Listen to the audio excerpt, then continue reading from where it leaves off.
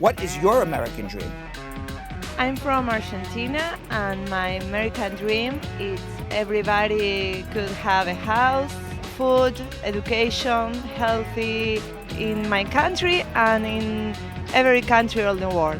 My American dream as a Jamaican immigrant is for everyone to come to America without any hostility and to just enjoy. I'm from Independence, Missouri, and my American dream is for everybody to reach the same level of equality and just be together in unity with no judgment within the same place, and for people to come together and really see that there is no difference between us.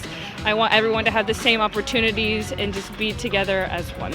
I'm a born American. I was born and raised here in New York City, and my parents are from actually the Dominican Republic. What my American dream is, just people to be able to go back the way we used to be. Come here, do your American dream, work hard, make money, and then go on. Can we all just get along? Everyone has a right to the American dream. Groundhog Sam! Oh, wow. Jonathan is just so amazing.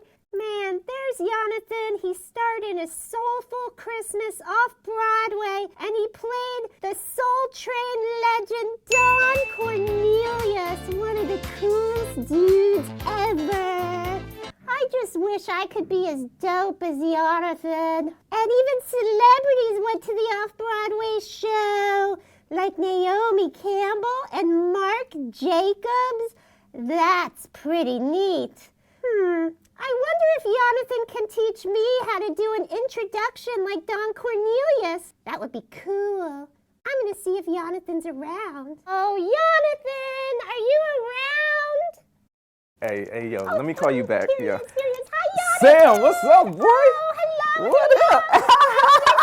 I missed you. I missed you too, man. Oh, we're going to be back today. I'm so excited. I'm excited about that too. So, Jonathan, I've been looking at your Instagram page. I see. And I really love how you did A Soulful Christmas. Thank you. Well, I don't think you know this about me, but I love Soul Train, and I watch reruns on YouTube all the time. Are you serious I'm now? serious. What? Don Cornelius is one of my favorite of the all-time coolest of the cool guys, and I like to actually practice some of the dance moves, too. Okay, let me see a little something. Ooh.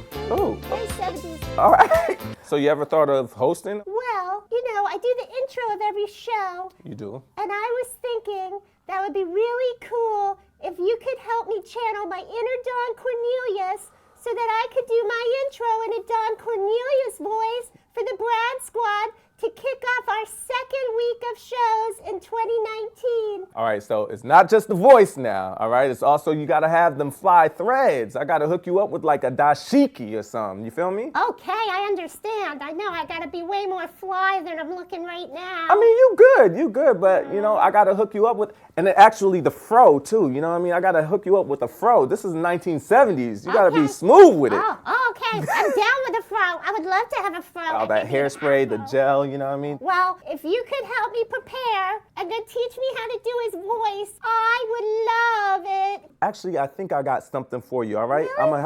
I got you, brother. I'll be right back for you. You're the best. Oh, I love you, Jonathan. Ooh, it smells interesting. I told you I got you, man. I got you. I love this. Oh my God. Perfect. Yeah? Okay, I'm ready. Oh, yeah. It's time for lessons, Yes. okay? Yes. You got the fit, you got your fly threads, you got your afro. Now let's work on the diction. You have to be real cool and real smooth, all right? I always am Jonathan. You gotta start off talking slow, all right? Slow for the ladies. Okay.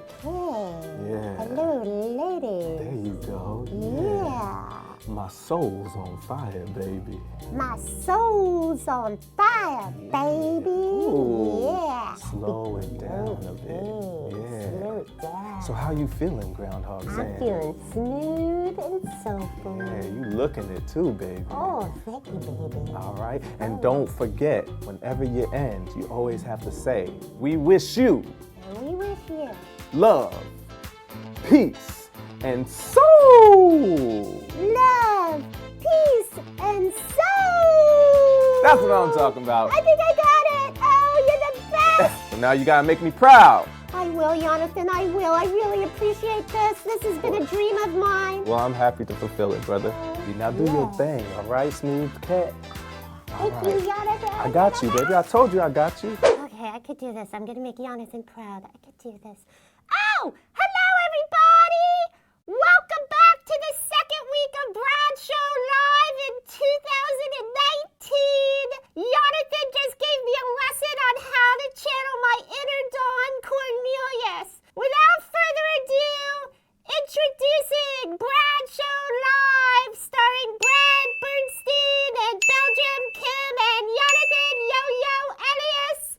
I'm your mascot, Groundhog Sam. I wish you love, peace, and soul. Enjoy the show!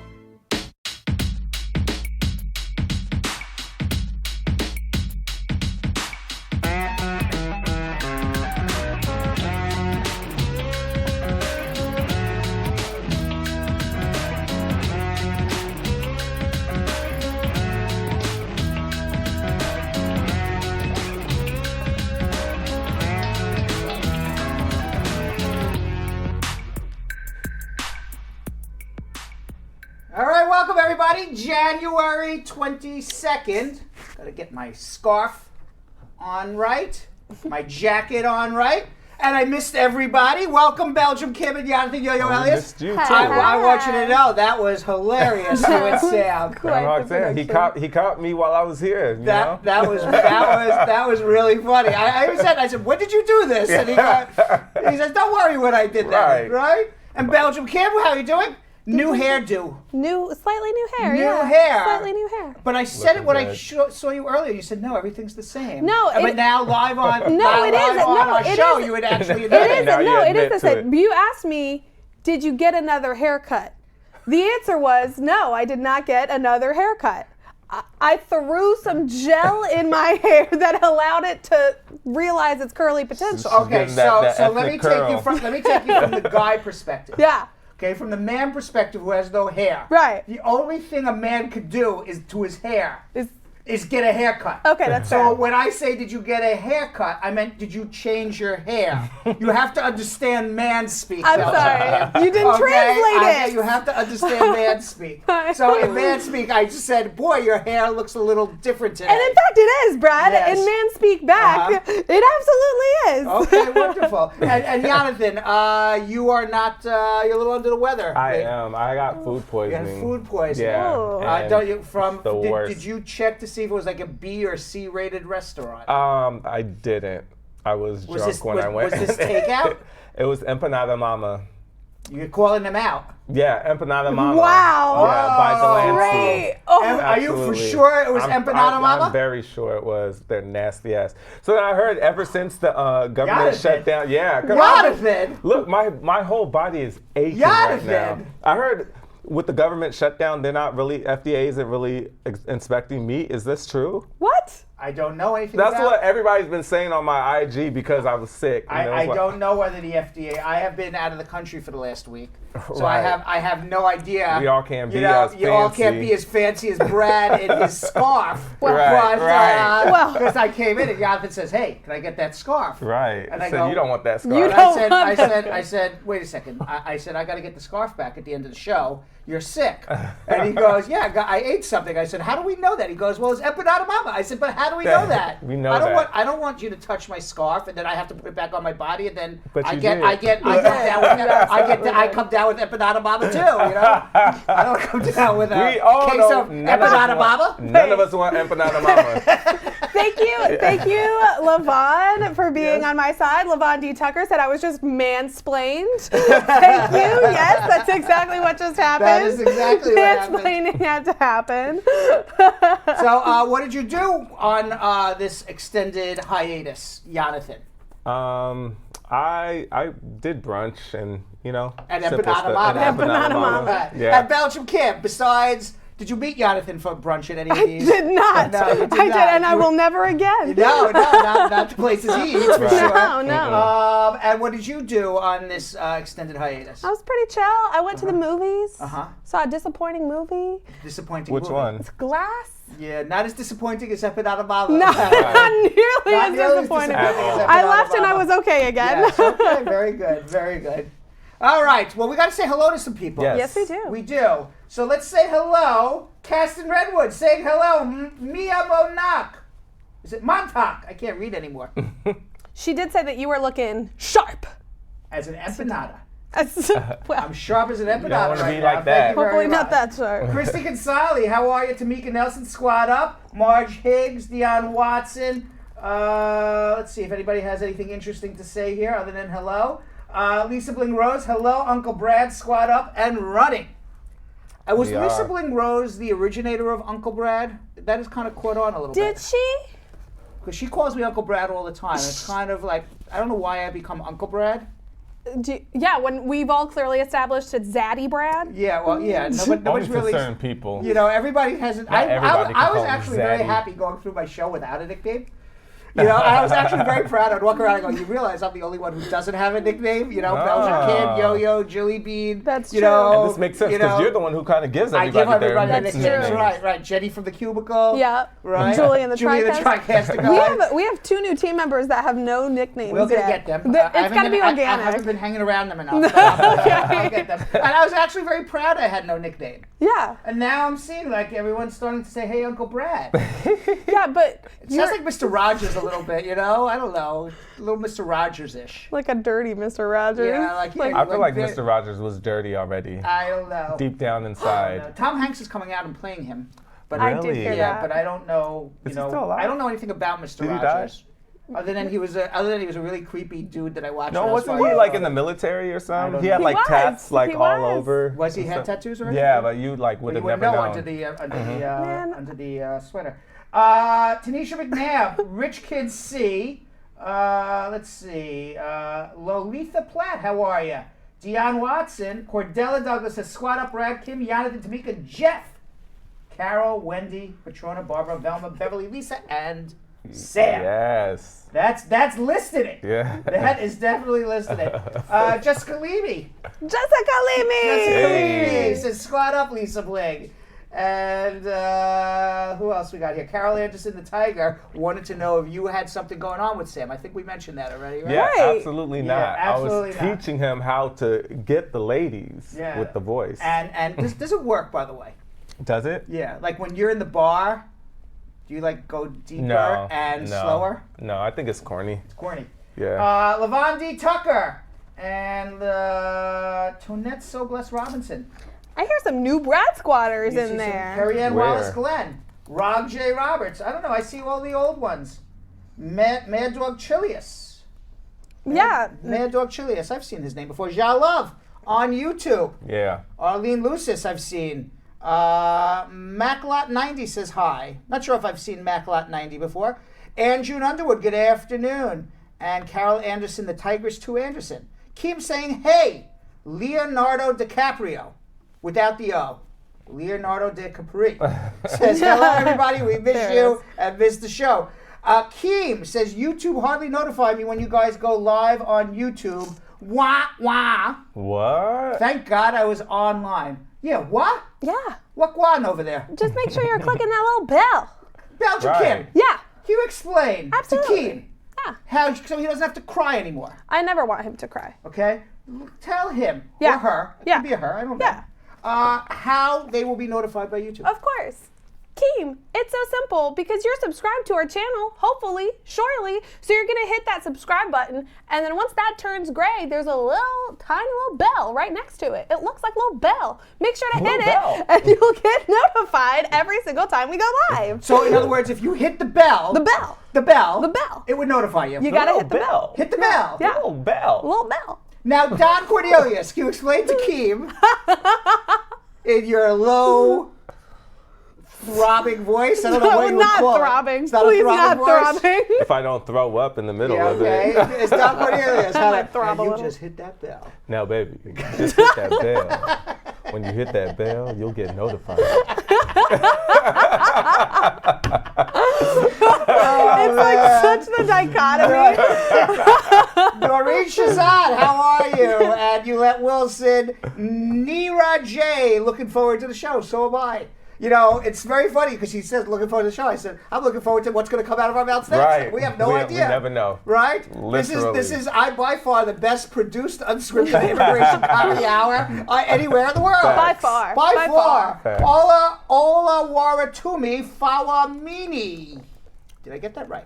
That sounds good. It sounds right. good. Yes. Welcome back, Brad Show. Back it up, Ricky saying hello. Afzal a little late on the hellos there, Afzal. Listen. Working late there at the office. AMG saying hello. And DJ Killabuzz. DJ Killabuzz. Whoa. I don't know if that's a good name, you know, that you kill the buzz, or Right. he's the killer bee, or she. Like, you could go either way. Killabuzz. Right. Like this DJ just kills the buzz as soon as you hear the That's DJ. that the would be worst good. I DJ doubt that. ever. Worst DJ. I'm here to make everybody feel sober. That's right. I'm gonna kill that buzz. Terrible. I don't know where that name came from. Yes. I'm gonna be playing Macarena on a loop for 3 hours. That would kill the buzz all day long. DJ Killabuzz That would in the kill house. That's actually very funny. That was DJ Killabuzz. We're gonna have DJ Killabuzz at our next holiday party. Oh no. Yeah, because you know that way I don't have to pay for anything. That's a great point. leave. Don't even need an open That's bar. right. We'll leave. Right. Well, a lot's happened in the news. God, Belgium, yes. Kim, and Jonathan Yo-Yo Elyse, and welcome everybody. And before we get to the news, I think we should have a share game today, simply because we haven't shared in a long, long time. We have. That's true. Okay, That's true. So, so for every, what are we gonna do? Somebody had mentioned Belgium, Kim, and you'll tell me whether or not you want to do this or not. Ooh. Okay, for every 100 shares above 1,000, you will take off an article of clothing. That'll be a no. That'll be a no. hard Okay, no. that'll be a hard no. That'll be a day where I come in wearing every piece of clothing I own. I was gonna say, you come in. If you ever Just see, that guy who was on the Friends. airplane, Oh, and he tried yes. to wear all his clothes from his vacation, so he didn't have to pay the luggage right. fee. That's what you would look like. What should be our share game, Jonathan Yo-Yo Elyse? Free consultations don't work. That doesn't. I still, How does you know, that not work? I Doesn't work. don't know how Nobody that does. doesn't No, work. you're right. No, That's you're why you're watching this for Yeah. consultations. But right. Right. So hypothetically, that should be the thing. All right, well, since nobody has any ideas, let's get right into schmoozing. I'll let well, you. let's see. Maybe. Well, by the way, you had come up with the top 10. I think our favorite was the iPhone case, right? Yeah, I think it was tied between the iPhone case and the candle. Okay, so this is what we're gonna and do. the candle. Yeah. All right, so this is what we're gonna do. If we get to 700 shares on Facebook Yeah. and 120 contemporaneous or continuous views on YouTube, Yeah. we are going to make the yo-yo scented candle, the Belgium Kim scented candle, or the Brad scented candle. We will have all three, and we will raffle off 20 candles, and you will have the choice. You will have the choice of getting a candle that smells like Don Cornelius at Epanema Baba. Epanema Mama. Eponine Mama. Epanema Mama. EpiPen Mama. Basically what I felt like I needed. Yeah, exactly. You will have the choice of smelling like a slightly well done Belgium waffle. Yeah, Right? just slightly a little underdone. Slightly underdone Belgian waffle. Or you'll have the pleasant surprise of whatever I may or may not smell like. Hermes and Yacket. That's Yes, easy. Hermes That's easy. and Yacket. Hermes and So, all Yacket. right, so Belgium, Kim, and Jonathan Yo-Yo Elyse, before we get to schmoozing, Yeah. okay, and Julian, the TriCaster guy, as soon as they are done telling everybody what they're going to get for 700 shares and 120, you go right into the schmoozing. All right, you guys, this is awesome. If you share, and Jonathan's going to tell you exactly how, you're going to get to choose whether you want to your entire house to smell like Jonathan, Belgium Kim, Or Brad Or Bernstein. Yuck It. Or Yuck It. Or Madison Yuck It. And if you don't know what those smell like, well, you better find out by sharing. You just need to share 700 times on YouTube, and 120 of you need to watch on Facebook. Thank you, Jilly Bean. You just need to share 700 times on Facebook, and 120 of you need to watch on YouTube. Yo-Yo, tell them how it's done. All you have to do is click on that little arrow under the video on Facebook, and you will share that to different pages, share it to inboxes. You can share it on your WhatsApp, and then also for YouTube, just copy the link and you could send it out. Send it as a blast. You guys could even email this. Send us an email blast as well. And don't forget, if you have any groups, any immigration groups, go into those Facebook groups as well and also share. And with that, I'm glad Julian, the TriCaster guy, was listening. Go straight into Right. Brad. Yes. And the only person who understands what the term schmoozing is Brad. It's Brad. Right? What is schmoozing? It's a Yiddish word for shooting the crap. Shooting the crap. Right? Yeah. But we don't like to say SHIT. Right. But that's basically what Family it is. show. Right? It's a Oh. family show. It's a Yiddish word for shooting the SHIT. Okay. That's what schmoozing means. Shoot it. I don't get it. Shooting that. Shooting the What's that? SHIT. It's like you're just having a conversation about That's what nothing. schmoozing. Just having a conversation, you're just schmoozing.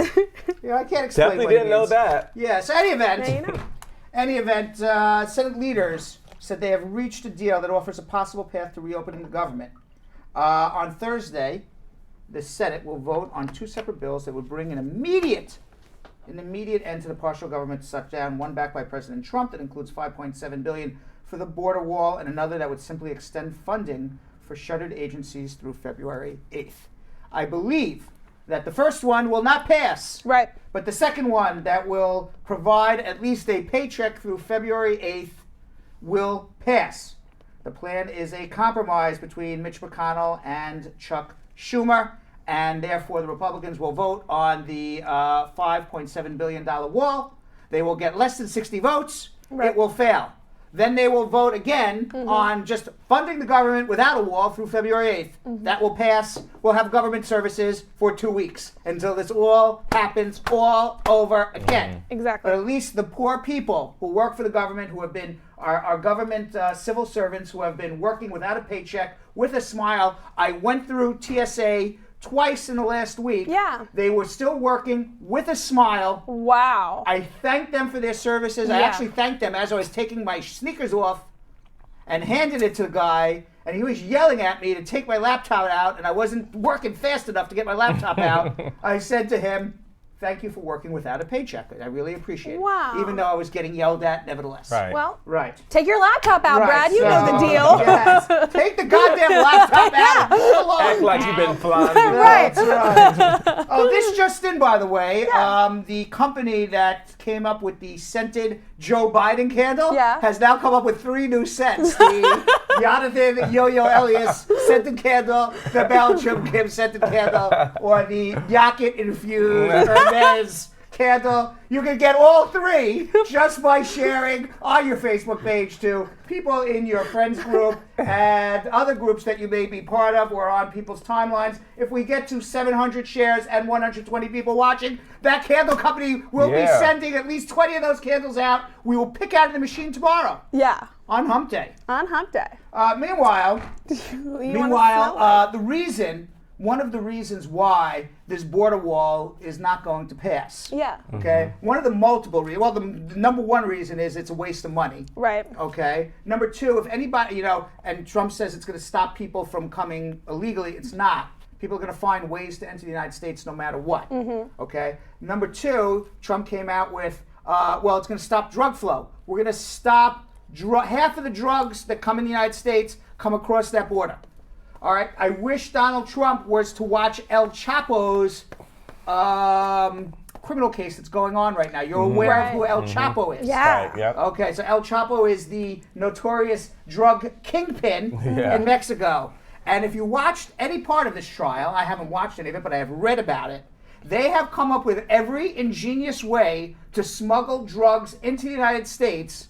It would seem that the hardest part would be to run across the border with a sack of drugs, okay, through a desert, to carry. How much drugs can you possibly carry doing that and get Right. through a desert?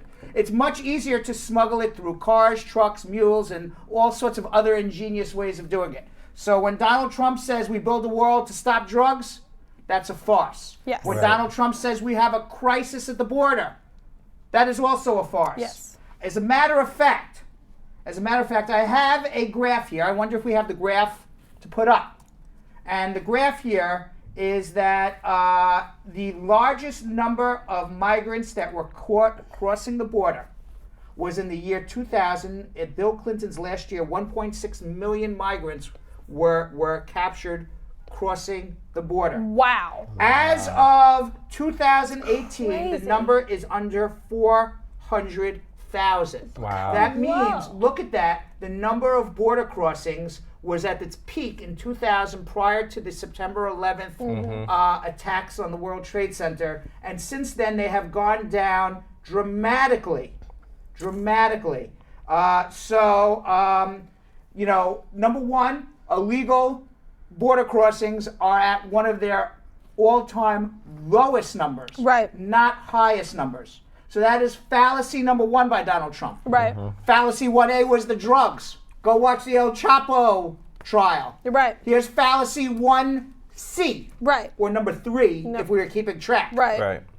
I screwed up because number 1 should have been the I was gonna say, I should have done El each Chapo twice. I did that because I was going 1B, 1C. But this is number 3 now. Right. Number 3, okay, every week, Donald Trump claims that 300 of our citizens are killed by heroin alone, 90% of which, we said that. Right. El Chapo. Right. Okay, claim of number 4. Right. Over the years, thousands of Americans have been brutally killed by those who illegally enter our country, and thousands more lives will be lost if we don't act right away. Now, it is true, and it is true that there are people here illegally who have killed people. Okay, to say that there is somebody here that if you're an immigrant or an illegal, you've never killed. That's not true. Right. However, Yeah. there has been absolutely a lot of studies done, and no studies that have ever determined that there is a link between immigration and a higher crime rate in the United States of America. And that has been done by conservative groups and liberal groups.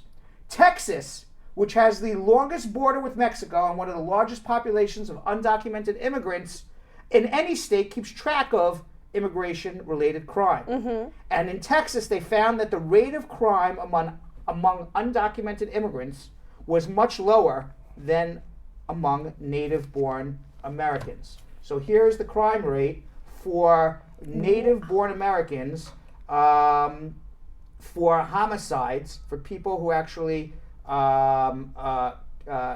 It's 3.1 out of 100,000 people were killed by native-born Americans, 2.6 out of 100,000 by undocumented immigrants. So the rates of crimes between undocumented immigrants and native-born Americans is actually undocumented immigrants is less. Now, there could be a reason behind it. I have multiple reasons behind it. Okay? Number one reason could be that if you're an illegal immigrant, you're going to actually watch yourself a little more closely. Right. Absolutely. Okay? Because you don't want to do anything to get yourself in Exactly. trouble or put right. yourself in a bad position. But number two, I thought about this, and it could very well be that maybe our immigration system really does work, and it's not broken. So, for example, if you are an illegal immigrant and you commit a crime in almost any state now, you're going to get deported. Right. So you've taken now what would presumably be a bad person who may want to commit another crime out of the United States of America versus an American who may commit a crime, goes back into the population. There's a lot of recidivism where people who commit one crime commit a second, third, and fourth crime. Yeah. That makes sense. So it's possible that maybe what Trump says is our broken immigration system may not necessarily be broken. I Not don't so know, broken. Just a theory. Yeah. Just a theory. Meanwhile, we had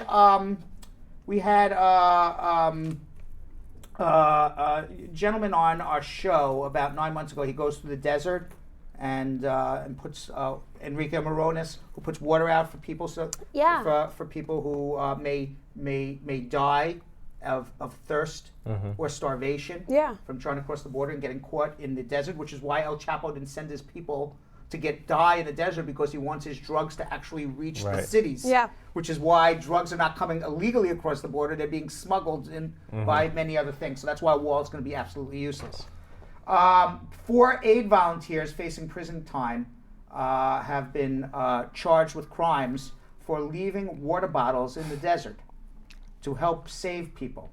The volunteers are from No More Debts Ministry of the Unitarian Universalist Church of Tucson, Arizona, a very similar group to Border Angels that Enrique Moronis represented, who was on our show about 6 months ago. They are looking at up to 6 months in prison and fined $500 for leaving water bottles in the desert so people won't die. That's insane. The volunteers, Natalie Hoffman, Una Holcomb, Madeline Hughes, and Zacharia Orozco, were charged with entering a national wildlife refuge without a permit and abandoning property. So the abandoned property is the water The bottle. water bottles. Get out of here. In a federal wildlife preserve, and that covers a fine of $500 and up to 6 months in jail. The judge says that they want to throw the book at these people. Now, 5 other No More Death volunteers faces charges of efforts to place life-saving food and water inside of the, it's called the Cabeza Prieta National Wildlife Refuge. And those volunteers have trials also in February and March. Is that cop pouring out the water? Yeah. Yeah. So foul. But the verdict challenges not only No More Deaths volunteers, but people of conscience throughout the country. Right. If giving water to someone dying of thirst is illegal, Jonathan, I'm serious. Jonathan, Belgium Kim, where's the humanity left in the United States of America? That's seriously. Okay? Seriously. To give a bottle of water is now illegal. To save a life, That's sick. where is the humanity in America? Wow. One of the volunteers still waiting trial is Scott Warren, who the group also faces charges of felony harboring and conspiracy related to his humanitarian aid work, and his trial is in March. Wow. Yeah. Disgusting. And we have a thing on Giuliani. You saw what that is, right? Yeah, I saw a little bit about this. Yeah, he said in an interview that Trump was in talks with the Russians for a Trump hotel all the way through the end of the election and into 2017. Of course it did. Michael Cohen was leading those talks. Of course he Michael was. Cohen, we know, taped all of his conversations with Donald Right. Trump. Mueller has those conversations. Now, last week when we were away, BuzzFeed came out with an article that said that Trump told Cohen to lie to Congress about this hotel that was going to be built in Moscow. Right. Why? Because there's something in the Constitution called the Emoluments Clause. Have you ever heard that term, emolument? Emolument means a gift or anything of earning of anything of substantial worth. And what the law says is if you are a public official, you cannot take an emolument. In other words, you can't take a gift from a foreign country. Right. You cannot get money. Right. For example, Abraham Lincoln got a sword from the King of Siam in the 1800s, I read, and Congress made him give it back. They said, nope, that could be something of value. It would violate the wow. Emoluments Clause. Wow. Okay. President Obama was sued by 2 Republicans when he received the Nobel Prize, saying that the Nobel Prize that he receives, that actual medal, is of value and you shouldn't take it as the President of the United States of America. Wow. And not only the medal, but the actual, there's a monetary prize which he gave to charity. But he was sued. Now Donald Trump, as president-elect and as president, may be making business deals with the Russians. Right. Okay. In addition think to it's that, a lot worse. he owns a hotel in Washington D.C. that during the inauguration, the Saudis, we know, at which he is the majority owner of this hotel, bought out every room at double, triple the price of the regular value of those rooms. Of all of that money going to Donald Trump's pocket as the majority owner. Of course. All violations possibly of the Emoluments Clause. So that's why Donald Trump, did not want Michael Cohen to talk about in front of Congress that there is going to be perhaps a Moscow hotel. Trump Hotel. Right. That they were negotiating all the way through the presidential election and all the way through early 2017. Now, BuzzFeed came out with a story that says that Trump told Michael Cohen to lie. Right. And then Mueller came out and said, no, he used the words, that characterization of Donald Trump saying to lie is not true. Giuliani came out over the weekend on Sunday Morning News, and he said he listened to the tapes. Right. And the tapes say Donald Trump never told him to lie. And then Tapper, what's his first name? Jake Tapper on CNN says, what tapes? What tapes are you talking about? Right, that's the thing. And Giuliani says, I don't know what tapes you're talking about. What tapes are you talking about? Right. So now I'm trying to put this whole thing together. Right. In my own mind. Right. What's going on? Now I know Michael Cohen used to tape everything, and Mueller has all these tapes. Right. And BuzzFeed comes out with a story that says that Trump told Michael Cohen to lie. Right. And we know that Giuliani says on Sunday News, I listened to tapes, Trump didn't tell him to lie. Right. And Mueller comes out with a news press release that says the characterization of Donald Trump telling Cohen to lie is not accurate. So there is probably and BuzzFeed says, no, we stand by that story. Right. And there are 2 federal law enforcement officials who listened to a tape somewhere or has other evidence to say that Trump told Cohen to lie. Right. Now, if Trump told Cohen to lie, that is an impeachable offense. Right. No way around it. Right. And so it really comes down to, I'm thinking, there is a tape. Yeah. I have no idea, but this is the Brad Bernstein working theory. In your brain. In my brain. Got it. Which is usually true. Okay, I don't know. Okay. There is a tape that Michael Cohen taped Donald Trump talking to him about his testimony before Congress. And I am sure Donald Trump used some vague language that insinuated that Michael Cohen should lie, but never came out and said, Michael, go lie. Right. Which is why Mueller said the characterization, he used the word characterization, is inaccurate, because I guess it could be left up to interpretation what Trump told Michael Cohen to say or do. Yep. And now Michael Cohen may say, well, I was under the assumption that he wanted me to lie, but Michael Cohen has already lied to Congress, so what his testimony is worthless. Right. Because he's already been called a liar. Right. So, and Giuliani says, I listened to the tape, and then what tape are we talking about? So that's what's going on. We don't know yet, the bottom line. But you understand. What I don't understand is, how is Giuliani still a part of Trump's legal team? I think he's doing a great job, because I'll tell you why. Yeah. Okay, because he's a TV lawyer. He's not a lawyer. Okay, and what his sole job is. Yeah. His sole job, and why there's a government shutdown. Yeah. You know why there's a government shutdown for his wall? Why he picked this moment? Why do you think he picked this moment to have the government shut down? Why? He had the Republican Congress for 2 years. Yeah. Never did anything. Right. Because Mueller's going to be coming out with a report very, very soon. And in that report, they're going to accuse Donald Trump of impeachable offenses. What impeachable offenses? We have no idea yet. Yeah. Okay? Now, a sitting president cannot be charged with a crime. Why? Because that's the law. Right. As stupid as it is. Right. Okay? All a sitting president can do is be impeached by Congress. So it is a political offense, not a criminal offense. Even if Donald Trump goes and kills somebody, he gets impeached first before he can be charged criminally. Right. So how he saves his ass is he doesn't get impeached when all of this crap comes out. How does he not get impeached? Because he needs his base of people to be behind him forever. If he capitulates on this wall, if he says, okay, we won't do a wall, if he doesn't bring this wall up, he loses his base. People say he lied to us. The Mueller report comes out, and now people are not supporting him anymore. That means this Republican Senate will not support him anymore, which means he could possibly be impeached. As long as people support him in the Republican base, I see. He will never be impeached, which is what I believe the reason behind this whole wall thing. Wow. That makes sense. Even Ann Coulter said that was like, if you come out with no wall of a 4-year presidency, you will not get reelected. You will regardless. Get impeached. And then you will go to jail. Oh God. That's what's going to happen. That's a beautiful world. I really want to live in that world. But that's why I think all of this happened. Again, Right. Brad Bernstein working theory. Brad Bernstein working. We need a new card. Here's the Brad Bernstein working theory.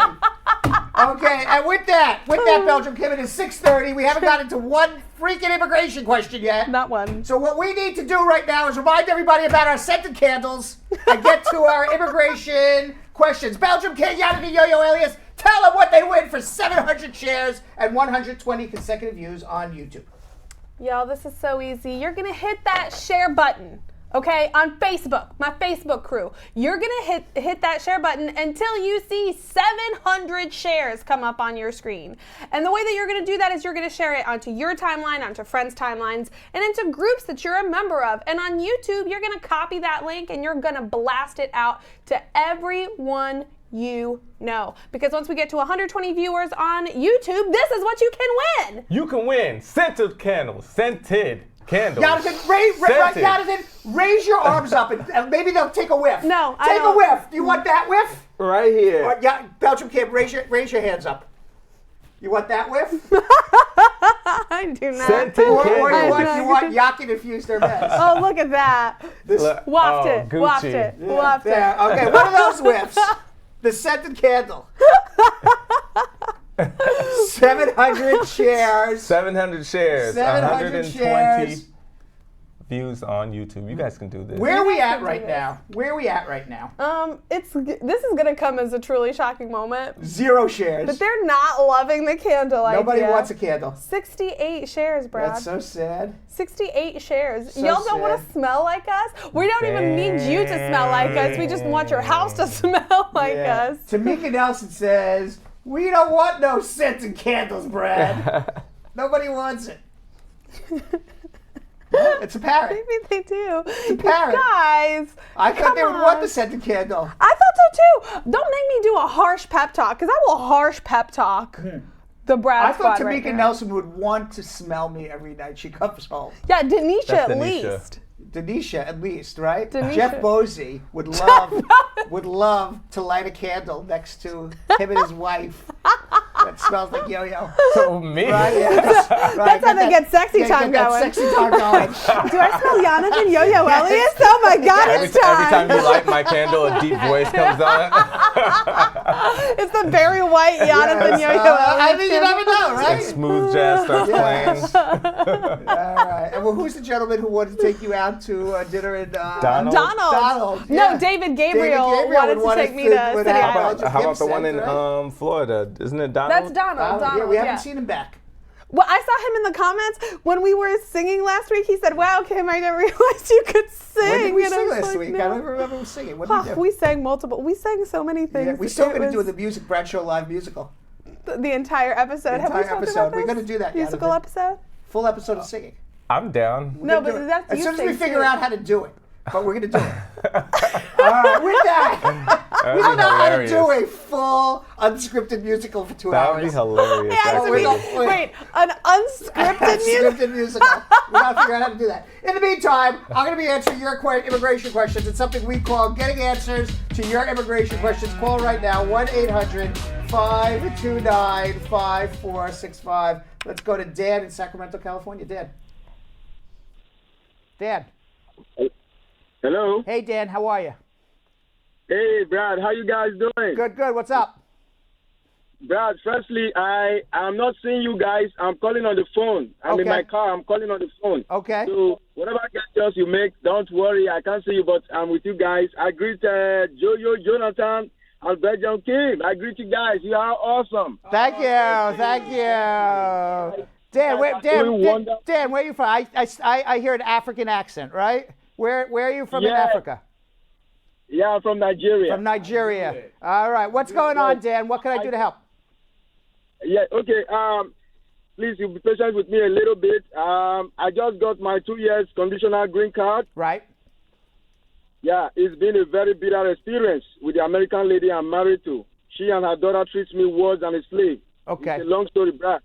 She makes me pay most of the bills. She wants my check. She makes me buy expensive gifts for our kids whenever we have an argument. Her 14-year-old daughter jumps out and joins her mother to attack me. All right. So she's abusive and controlling. Yes. Okay. A few weeks ago, her daughter gave me a punch on my face. You know. How old is his daughter? When we had, she's 14. 14-year-old girl punched you in the face?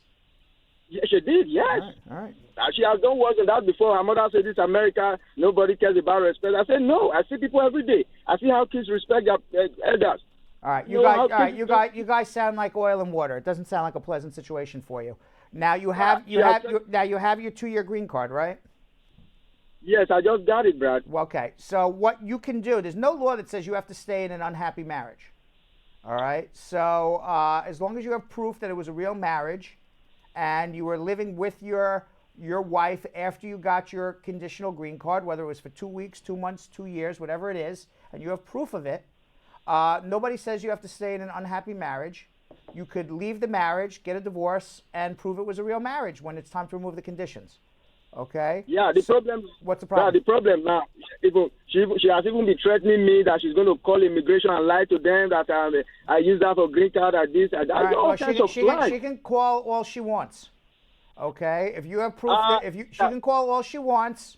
She can say whatever she wants. You have your conditional green card. As long as you have proof that it was a real marriage and lived with her, what she says doesn't hold much water. Okay. All so right. I have 2 questions I want to ask you, Brad. She has refused to. She initially refused to file a joint taxes with me. You know, you say without that, I cannot get approved for my 10 years conditional green card. So would that be a problem if eventually we're able to make out? It certainly doesn't help not having a joint tax return, but not having a joint tax return is not dispositive of whether or not you're in a real bona fide marriage with this woman. Certainly having a joint tax return is helpful towards your case. If you don't have it, you can prove other ways that you've lived with this woman. What I would suggest you do before you pack your bags and leave, all right, is let's have a phone consultation and we can go through your entire case and we can figure out what's best for you, okay? So hold on 1 second, okay? Okay. All right, let's go to Ryan in Fort Lauderdale, Florida. Ryan. Hello. Hey, Ryan, what's up? Yeah, good evening, Mr. Broad. Good evening. I have a 2-year green card. Right. But I never received the green card. But I have a stamp that is valid for 1 year. Okay. So I was just wondering if it's safe to travel on. Yes. Have a safe trip wherever you're going. It's perfectly safe to travel on. Okay, thank you. You're welcome. Let's go to Brittany in Queens. Brittany.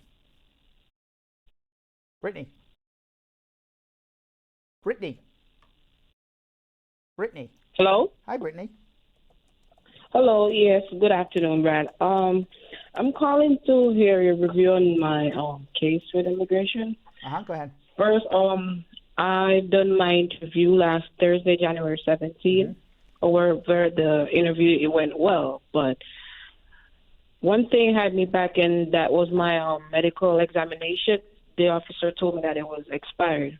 Okay, so you got to do a new one. Today I received a mail from them. They gave me a date to go back to the place where I did my interview. And at the interview, the officer told me that it was approved. They're just waiting on the new medical exam. So I want to know if everything is fine. Based on what you told me, everything is fine. The officer said you're approved. I'm waiting on a new medical.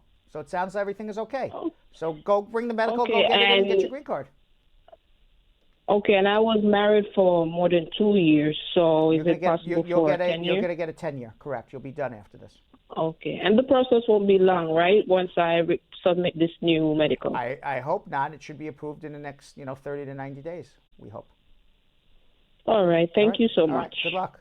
All right. Let's go to Mark in Queens. Mark. Yes, Brad, how you doing? Happening? What's going on?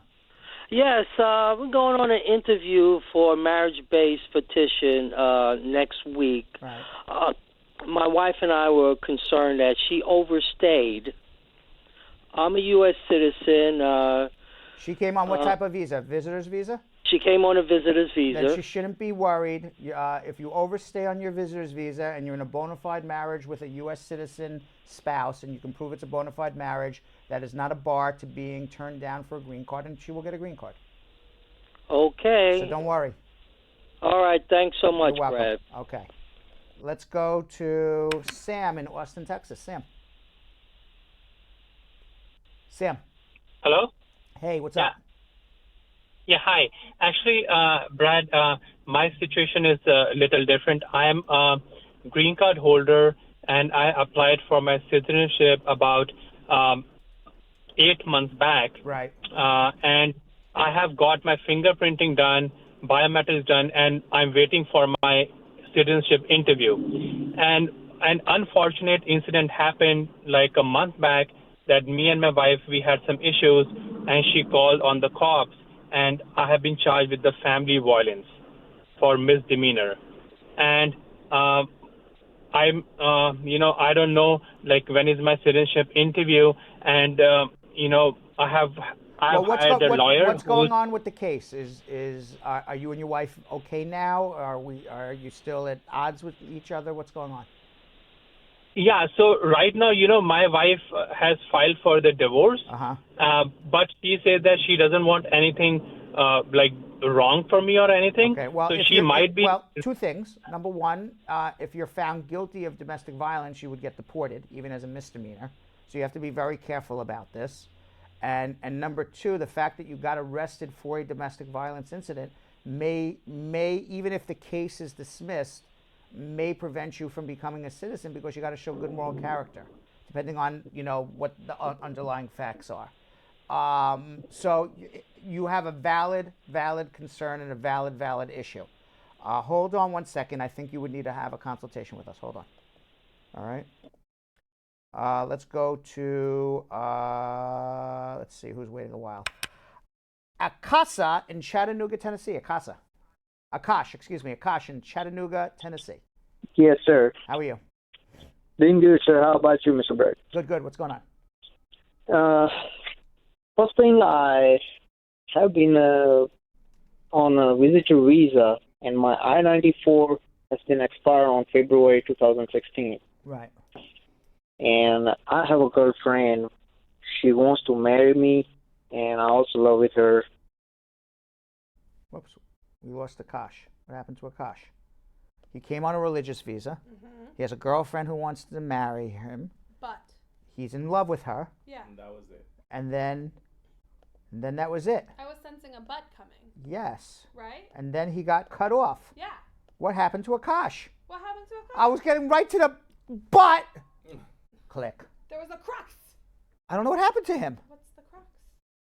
Maybe somebody was coming in the room. Oh, gotta go. Oh. The girlfriend. Maybe the girlfriend. The girlfriend was like, Are you talking about me on the phone? Yeah. Are you telling the world about my business? Maybe. What do you mean? I want to marry you. Yeah. You don't want to marry me? Right. All right, let's go to Sess in Washington, D.C. Sess. Hi, good evening. Good evening. Hi. Hi, good evening. Hi, Brad. Good evening. Good evening. Yeah, I have a question regarding my. First, I would like to know my options for my daughter. I petitioned her last July 1, 2015, and then her visa was approved on September 8, 2015. However, she turned 21 last January 18, 2017, and then the visa was approved July 2017. I asked somebody to calculate the CPA, the Child Protection Act, but I didn't really get the lawyer, and I just asked somebody who knew how to calculate it. And she told me that my daughter was 30 days behind, so the immigration put her into to F2B. Right. Now we're waiting for the 8 years to 9 years. Right. So I don't know if there would be a possibility for my daughter to reassess her immigration petitions. I don't know. Maybe I overlooked something. You're asking me about the Child Status Protection Act and whether your daughter qualifies. I'm a very, very, very, very, and emphasis on the very smart man, but I can't do the calculation off the top of my head on a live show, because what you have to do is subtract the number of days that the I-130 took to get approved from the actual initial visa petition filing date, add that on to your daughter's 21st birthday, and if a priority date was current and she applied for her visa within 1 year of visa availability, perhaps she's under the Child Status Protection Act. In order for me to figure that out, I actually have to take pen, paper, and look at an approval letter. So if you want, we can have a consultation. I'm happy to do that for you, okay, and calculate it. So hold on 1 second, okay? Let's go to, we got Akash back. Oh, thank God. Akash. Yes, sir. We got Yes, to sir. Butt. Let me repeat Akash's, okay? He's in Chattanooga, Tennessee. He came on a religious visa. He's in love with his girlfriend. His I-94 is about to expire. He loves his girlfriend, but click. What happened after click? Yeah. I just want to marry her, and can I put the file on behalf of her, like on days of her citizenship? When is she going to be a citizen? Sorry? Is she a citizen now? Yeah. Okay, yeah. As soon as you marry her, the next day you can file the adjustment. Okay. All right? That's all I want to know, Where was sir. the butt, though? Thank We were you. all excited about something juicy coming. All right, take care. Good luck. I'll send you. All right. worry. Thank you. Be well. All right. We thought there was going to, but. I really, yeah. Oh, man. He There was could no least, but. He could at least made something up. All right? You know? Because you were waiting for that I'm call waiting back. for that call back. We were waiting on it, but Yeah. she cheated on me with Exactly, my brother, right, and exactly. now. Now I'm looking at them right out the face while I'm talking to you. What do I do? Let's go to Krish in San Jose, California. Krish. Hey, Brad. Hey, How what's are up? you? What's going on? Happy New Year, first of all, for you and Thank your you. group. Thank you. Yeah, so I finished my adjustment status interview on December 10th, and I'm on L1A visa. It's for EB1C India, Uh-huh. and EB1C in the category, the green card. You finished your L1. You filed the adjustment. You're in the EB1 category. Yeah. What was the question? I didn't I'm on an understand the question. L1A visa Yeah, I from understand. India. Right, I understand. What's the question? And the question is, like, I finished my interview on 10th of December, Uh-huh. and my priority date is current from the 1st of January. Okay. And the person who had the same priority days as mine has got their green card already on mail, and I'm still waiting for it. Is it because of the government shutdown? No. It's getting impacted, or what is it? No, I don't think it has to do with the government shutdown. Okay. You know, because you filed an adjustment through USCIS. It's not through the State Department. I don't have an answer for you. I didn't handle your case, but USCIS is definitely moving forward on cases, maybe a little slower. So yeah, it's that's possible. right. Yeah. It's possible. I don't know. I don't know the reason why because I didn't handle your case. But if everything is good on your case, I wouldn't overly worry about it. How long has it been since you filed the adjustment? It's December. I filed my adjustment of status in May 2017. And okay. and your priority date became current when? 1st January 2018. And it's been all right. So it's now a year, and you still haven't heard anything. What I was told in the interview is once my priority date is current, they'll be approving my green card. That's what I was told in the interview. So you had an interview. Or you didn't have an interview. I had an interview on December 10th, 2017. Okay. So and it's been over a year. I would suggest where Sorry, this is out in California. I'm sorry. I had an interview on December 10th, 2018. The interview was in December of 2018. 2018, yeah. Okay, so it's only been 4 weeks or something. Yeah, 4 weeks or something. Yeah, wait 90 days from the time of the interview. I was going to say, if it's been a year, let's get on immigration right away. But if your interview was 30 days ago, wait 90 days. And if 90 days comes and goes and you still haven't heard anything from immigration, come contact me, not through our show, but through our law office, and we'll follow up with immigration to try to get a result for you. Okay, thanks a lot, Brad. Have a nice day. Okay. All right, let's go to Nicole in Atlanta, Georgia. Nicole. Hello. Hi, Nicole. Hi. What's up? My name is Nicole. I'm from Dominica, but I'm currently in Atlanta on a B1 visa. Okay. My dad is filing for me. However, I'm 81, but I'm 28. Sorry, I'm 28 years. Your dad filed for you in what year? No, my dad. I'm currently 28 years. You're 28 years old, and when did your dad file for you? He hasn't started that yet. Okay, fine. Okay, so what is your question?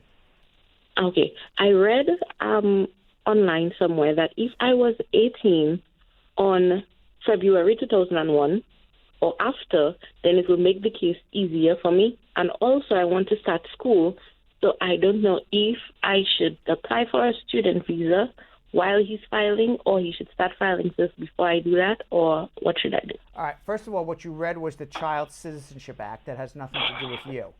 The law changed for the Child Citizenship Act in February 2001 that says if your father's a U.S. citizen and you have a green card and you were under 18 at the time, you would become an automatic U.S. citizen provided you live in his legal custody.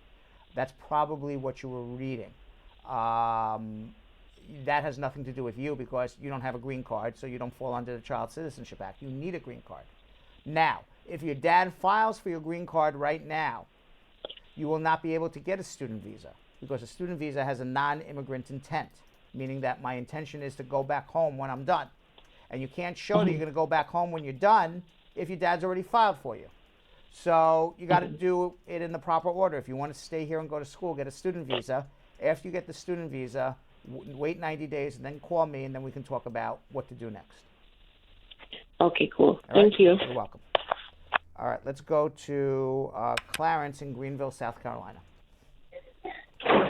Clarence. Hey, Brad. Hey, what's up? I'm doing good. Quick question. My wife has filed for me. She's a green card holder, right? And everything has been approved with the NVC and the USCIS. Right. And she want to know if I have to go back to Jamaica to go do the interview. Did you overstay your time? Yes, sir. Okay, and what is your priority date? When is my priority date? We already get the case number. When did your wife start filing for you? When, like 2 years ago? Okay, so they're right now up to December 2016 for people in your category. Next question. You have any family here? Parents? No, I have cousin here. Okay, but your parents never tried to get a green card at any time in the history of your life? No, they're back in Jamaica. Okay, so the answer is yes, you would have to go home. If you go home and you overstayed by more than 1 year, you won't come back for a decade. So you would need to do what's called a provisional waiver first. Provisional waiver waives your unlawful status. Then you can go home, get your green card, and come back. So that's what needs to happen now. If your wife filed for you 2 years ago, you're probably going to be very shortly eligible for your green card, provided you do the provisional waiver. Okay. Hold on 1 second. You need a consultation, okay? Let's go to Ashley in St. Anne, Jamaica. Ashley. Ashley. Ashley. Yes. Yes. Yes. Hello. How are you? Yes. Yes. Hi. I'm good. Thanks. Yeah, Ashley, you got to turn I am an F1 turn your thing down, whatever that thing is that you're listening to. Yes. We're getting Hello. feedback. Now, is the thing off? No. Yeah, I'm not playing anything. I'm not listening to you at good. all. Okay. What is the question? Yes. So I'm an F1.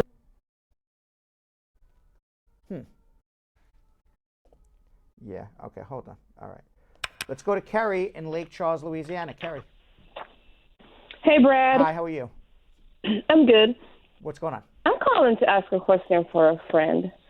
He's married to an American citizen, and he submitted his paperwork, but on her W-2, she crossed out, on her tax form, she crossed out her Social Security number. So he has done his biometrics and everything, but they asked for a copy of her tax return and her W-2 forms. However, she refused to give it to him. So now they're on the verge of breaking up. So I was talking to him about VAWA, but I told him I'd ask a question for him. I'm not sure. What can he do? Well, not giving a tax return is not a violent act. Maybe perhaps that there's other issues. That as part of a totality of extreme emotional abuse, maybe. Yeah. Okay. Yes. Yeah. So you don't. If you're there's other filing, issues. If you're filing a VAWA claim, you don't need your partner's tax return. Is the answer. Okay. But the date that they gave him to submit the papers have already passed January 17, I think. So then that case is going to be denied, and he would have to file a new case in VAWA. Okay, so we can go ahead and file a vote. Okay, I'm going to give him your number to call Thank you very much. Appreciate it. Okay. Okay. All right, let's go back to Ashley in St. Anne, Jamaica. Ashley. Hi, are you hearing me? Yeah, I hear you now. What can we do to help you? Yes, so I'm an F1 student. I was advised at my school because I put in my OPT, my application for OPT. I was advised that it should be okay to travel with my I-797C notice of action receipt. I did on You need a visa. Do you have a valid visa? upon arriving at the airport. Say that again? Do you have a valid visa? Yes. Okay, so what's the problem? And they did not even know what the slip was, the I-797. They had me withdraw my application and said that I should wait for the EAD card to come in the mail. So I came back here in Jamaica. I just wanted to know what your take on that was. That sounds really bad and incorrect, and that doesn't make much sense to me. If you're in student visa status and your OPT is pending and you have a valid visa, you should be allowed back in the United States. Hold on one second. Let's see. Right, which is what the school told me, and I explained that to them. Okay. And so I don't have this is just what we're going to do for you. So when I say hold on, this is what we're going to do for you. You would call us, have a consultation, go through everything that happened. Then we're going to speak with immigration, find out what happened on their end, and see to convince them, hopefully, that they're wrong and you're right. So hold on one second, okay? Okay. All right. Jonathan Yo-Yo Elias. Hey. Belgium, Kim. Yes, sir. We have 111 consecutive viewers right now on YouTube. That means 9 short to halfway to a scented They candle. got up to like 110, 112, 113. All right, we're at least halfway to a scented candle. Yeah. Tell everybody what the smell. Give an idea what you would smell like for a scented candle. Well, I smell like some smooth jazz and Eros. And Belgium Kim, maybe you could do a better sales job. Would you smell like? I've got a warm vanilla scent, Brad, with just undertones of spiciness and a little bit of a wild side. Yeah. What you got, Brad? I'm a yakin with a tinge of vermouth. With that, we got to get to something we call social media check-in, where we're going to answer your immigration questions that you left us online, both on Facebook and YouTube. Where are we going to start first? It's going to be me, Brad. Okay. Kajelia McKenzie wants to know, for the affidavit of support, it's $120 per person, is that right? After applying for the I-130 and the I-130A, what are the other forms that follow that? My husband has already applied for his citizenship. We're just waiting for the date. So is this person in another country? It sounds like they're adjusting their status through marriage. If you're adjusting your status, there's no affidavit fee. That would be if you're in another country. So maybe. And you would be paying through the National Visa Center. The total is, you have, total's about 491 or 451, something like that. Don't ask me fees. Yeah, no. Okay, if you're asking me for numbers and fees or calculations, you've got to call somebody else's show. Fair. But you're in around 450, 490. Why do I say that? Why Because the paralegals actually know more than I do. Because they're the ones who actually get out the applications and know all the filing fees. Right. Of course. They change all the time, filing fees. All right, Brandon White has a question. Brad, I'm living in Jamaica. My dad is filing for me. Can the government shutdown affect my filing? No, because your priority date's established, and your case will become available for a green card when your priority date is reached. Tati. And let me just say this, USCIS is self-funded, immigration is self-funded. The filing fees that we just talked about, for example, in Belgium, Kim's question, that's what funds all of these applications. It's not the government funding it. Tati said, I've got a question. I left America in 2012 for 11 months. I'm a green card holder and I'm now applying for my citizenship this year, and my husband is an American citizen. Am I going to have any trouble given that I left for 11 months? If they let you back with your green card, no. And if you're presumably living in a bona fide marriage with your husband for the last 3 years, You have 3 years continuous residence here. Even 5 years, going back from 2012, you have five years consecutive residence here, so you should have no problem.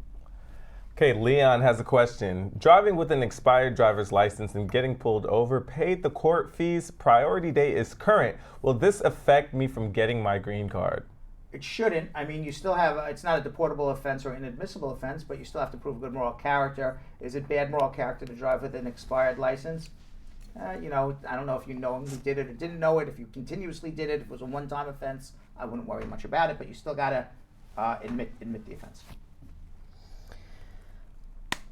Maclot has quite the story, Brad.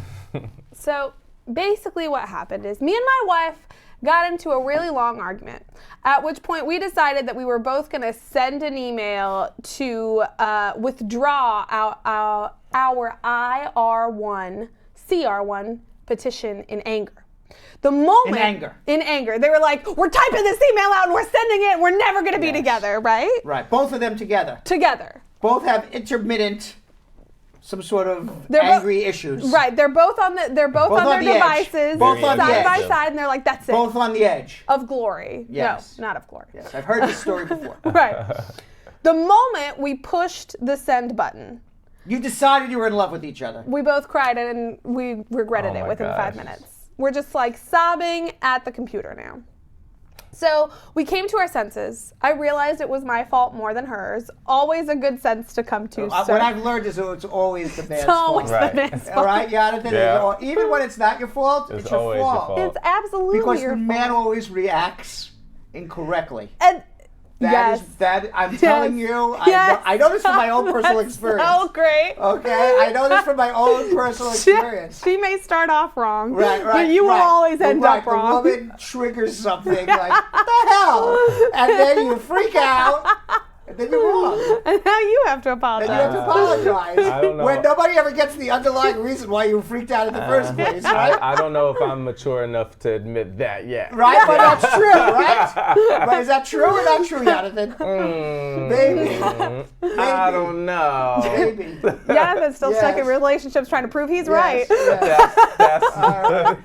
All right, so that's what happens in every relationship. Right. So they emailed them. And then they decide they're okay. We're fine. Right. And then when they're angry. Right. I mean, I could be my own psychiatrist. You really could. And then when they're angry, you don't even realize what the hell you're saying, right? No. You say things you don't even mean. Right. That's why you got to be really conscious of what comes out of your mouth. You say things you don't even mean. Sorry. You do things you don't even want to do. That's exactly what happened to McLeod. Yes. So they emailed them again and told them it was a mistake. Too late. Told them they were in a heated argument. Too late. Nothing that was submitted was ever notarized. Like it was literally just an email. Hey, this is the thing. So what happened? They're hopeful that we are hopeful that we did not fulfill the requirements to activate a withdrawal. Bottom line, what are the requirements to withdraw an immigration application once it's reached the point of AP status at the embassy after the interview? Do you think our case is going to be returned to NVC now from an administrative processing? We are in Islamabad, Pakistan. Oh. Yeah, gosh. I know. That's like the worst place to have an argument. No. That's like anti-Trump land over there. I know. When I read that last line, I was like, oh, this has gotten worse and worse for you guys. Worse and worse and worse. There's no requirement to notarize the withdrawal letter. You can just literally write it on a napkin, and the government will be more than happy to withdraw it. Now, the only thing is sometimes it goes into a black hole, these emails, and nobody actually reads it. Right. All right? Because there's a lot of, for example, I have like probably 20,000 unread emails on my phone right now, right? True or not true? You do. So a lot of times people don't even read these emails. Okay? So you got to hope that's what happens. Do you think that 19,000 are people asking to withdraw their application? I know all the bad ones. I don't read them. You don't read them. I only read the positive ones. This is all positive stuff here. Mm-hmm. So hopefully nobody read it. But if they read it, it's very possible it would be withdrawn. Right. The biggest problem is you're in Pakistan. Right. And they don't want you to apply to start Correct. with. They will come up with every reason in the book. So what I would suggest, sir, is whoever is in the United States of America, contact us immediately. Yeah. Because you don't want to go through this again. No. All right, and Rodney says, hey, Brad, I'm a green card holder. I put in an I-130 for my husband since 2017. I only got a receipt and a file number. What is next, and how much longer will it take before I hear from them? Well, right now they're in December 2016, so hopefully you hear before the priority date is reached. If the priority dates have reached and you haven't heard, that's when you contact a lawyer to file a mandamus. We've got a question from Noreen Shazad, who said, hey, I'm going to apply for citizenship. My husband got deported last year. He had a drug felony in 1995, but got his green card in 98. We were married 9 years later in 2007. I got here when I was 14. Is it safe for me to apply? He got a drug felony in 1995 and got his green card in 98? Yeah. That only means one thing, Belgium Kim. They didn't see it. They didn't see it. Wow. And that's why he eventually got deported, because then they did see it. Oh. Because if you have a drug felony, you don't get a green card. Right. Belgium Kim has been on this show long enough to know that. I knew that too. So can't do it. So that green card is null and void? Yeah. Sheesh. So probably my guess is if those are the facts, that's what happened. But so could Noreen still apply? Because Noreen is naturalizing you're not now. eligible for a green card if you have a drug felony. She has her green card. She's getting her citizenship. You are not eligible as the husband to get a green card if you have a drug felony, whether it was in 1995, 2005, 2015, 1891. You still don't get a green card. But she's the wife, not the person who had the person convictions. Who has the conviction got deported. Right. He has a drug conviction. Right. He can't get a green card. Right. What words are you not understanding? Because she's not asking, can he get a green card? She's asking, can she naturalize her green card? Can she become a citizen? Oh, never mind. I knew you were not understanding my question. Never mind. You should be saying to me, what words don't you understand, Brian? What are you telling me? You are not your mother's keeper, in this case, your husband's keeper. So what his offenses are don't apply to you. They will look at you as an independent woman. There it is. Nice. I got you, Noreen. Yes. Okay, Marcine Frazier on YouTube says, for H-2B visa, you can extend for up to 3 years. Do you know if it's true that the embassy in Jamaica is now imposing a 2-year ban on persons who take advantage of this? I'm not aware of that. I've got a question from Asma, who said, I like your program very much. It's very helpful. Thank you. Thanks, Asma. My question is, what is a petty offense exception in immigration, and who does it relate to? Thanks. The petty offense exception relates to people who commit crimes of moral turpitude, and it applies to admission into the United States of America. So the general rule is, if you have convicted or you've been convicted of a crime of moral turpitude, whether you've been found guilty by a jury or you just went in and pled guilty, you're inadmissible to the United States, unless it is a petty offense. And this is the definition of a petty offense. It is a crime in which the maximum sentence that you could have pled guilty to can't be more than 1 year. So in New York State, that's a misdemeanor. In other states, it could be different. So in New York State, it's a misdemeanor. So if you're in New York State, as the example, if you're convicted of a felony, you can never, ever have it as a petty offense, because the maximum sentence of a felony is more than 1 year. Now, we're not talking about how long it took, how long you actually went to jail. The first prong is, if the judge wanted to throw the book at you, how long could the judge put you in jail? And if the maximum time is 1 year or less, that's the first prong to a petty offense. But Belgium, Kim, and Yathin, Yo-Yo, Elyse, the analysis does not end there. Right. There is more analysis to the petty offense. The second prong.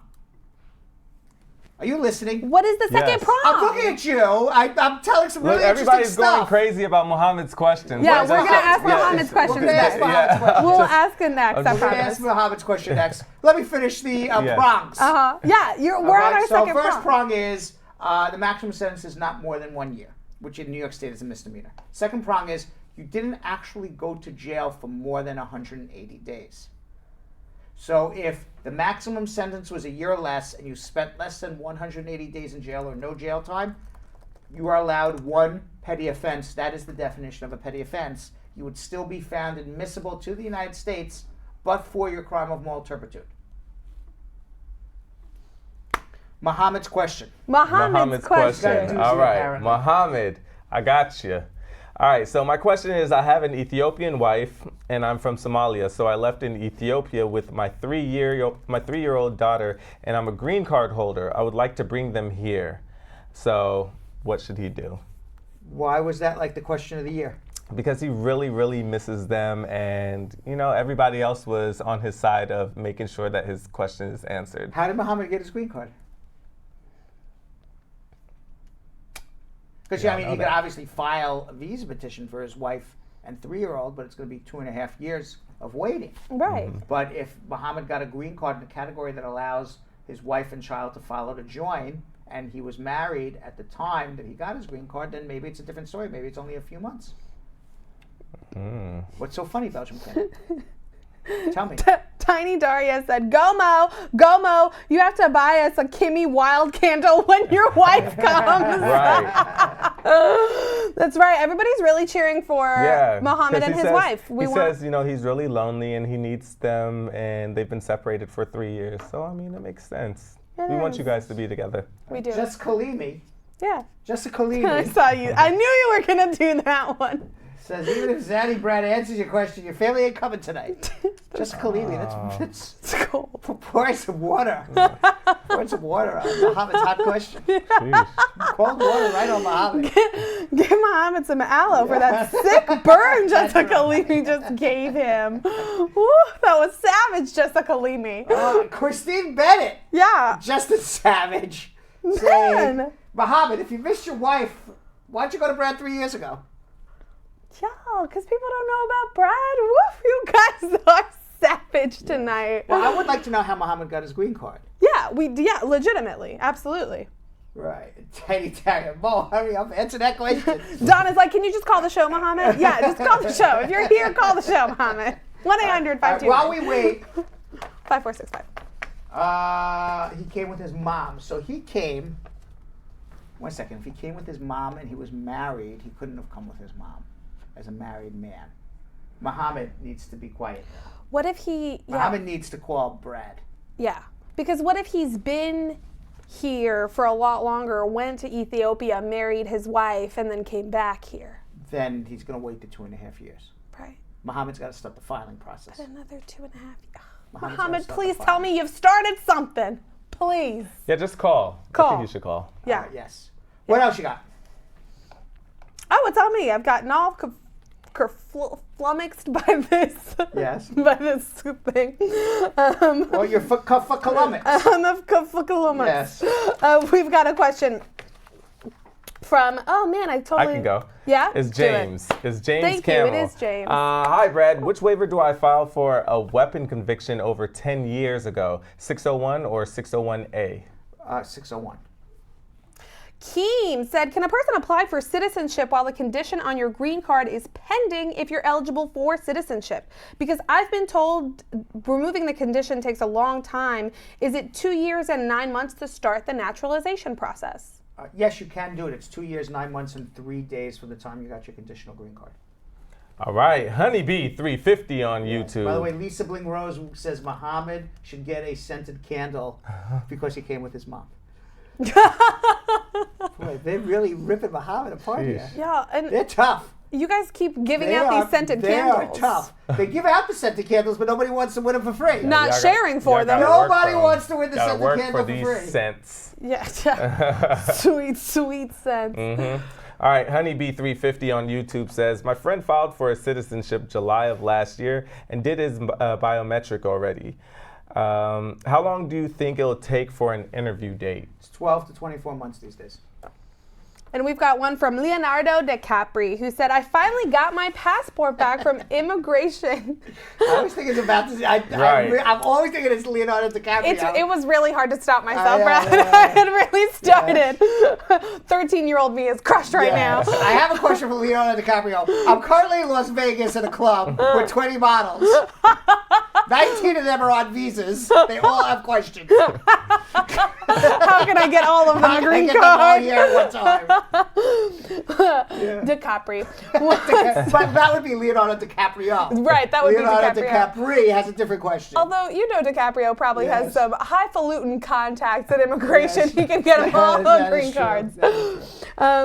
I finally got my passport back from immigration after suffering like Journey, but I found in my passport covered in the back GASIST and goes in security APIS. I don't know what these stickers mean. Should I worry? When I travel with these, do I keep the stickers on my passport? And my other question is, if I got any welfare health, will that affect my citizenship? I've got a green card for 10 years. Those stickers are like security stickers for that one particular time, and that goes beyond my pay grade. I don't know what all those security stickers are. Okay. Okay, so you can take them off because they're one-time stickers that are used. Great. What else? He's wondering whether the fact that he collects welfare is going to have any impact when he files for his citizenship. He's had his green card for 10 years now. At the moment, no, but Donald Trump wants to change the laws. So before Stephen Miller does anything, go file your citizenship. Perfection. And what else? We've got... I'm sorry? Oh, I thought we were done. I don't know. Well, if we have more, we got more. By all means. We always got more. Okay. Right. You want me to do one? Yes. I got one more. I got one on my end from Kervin, who said, can my bro get his immigrant visa approved after 10-year voluntary ban, which he's been out of the country for 12 years? My mother is a U.S. citizen, filed for him, and his interview is on February 1st. So is he going to get his immigrant after 10 years of a voluntary ban is the real question. It depends what the voluntary ban was that for. We do not know. I don't know. Was it just he overstayed his time and that was it? Or he actually got deported? Or he got a voluntary departure? Those are three different things. We know none of those answers. We need to know more. Okay. All right. By the way, Muhammad, gentleman, after all the crap they gave Muhammad. Yeah. All right, what a gentleman this guy is. Of course. I'm serious. He writes, thank you, all my brothers and sisters here. Thank you for fighting for me. Oh, see? Very He's a nice guy. Muhammad. Oh. We want you to win, Muhammad. Oh, and he also said, thank you very, very much. We came here as refugees, and I left my wife and daughter back where we were. There you go. Oh. There you go. Then your wife and daughter should be eligible to follow to join you. Yeah, as a refugee. As a refugee, yes. As a refugee, right? Absolutely, as long as that relationship existed when you applied. Let Muhammad, know maybe that. we can help here. Maybe yeah, we can Muhammad. help. Yes.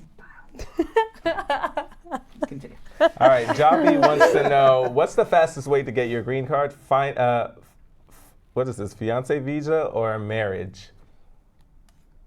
The quickest way to get the person here is a fiance visa. The quickest way to get a green card is get married, because you can't get a green card until the marriage happens. But if you're asking what's the quickest way to get your person here, it says quickest way to get the green card.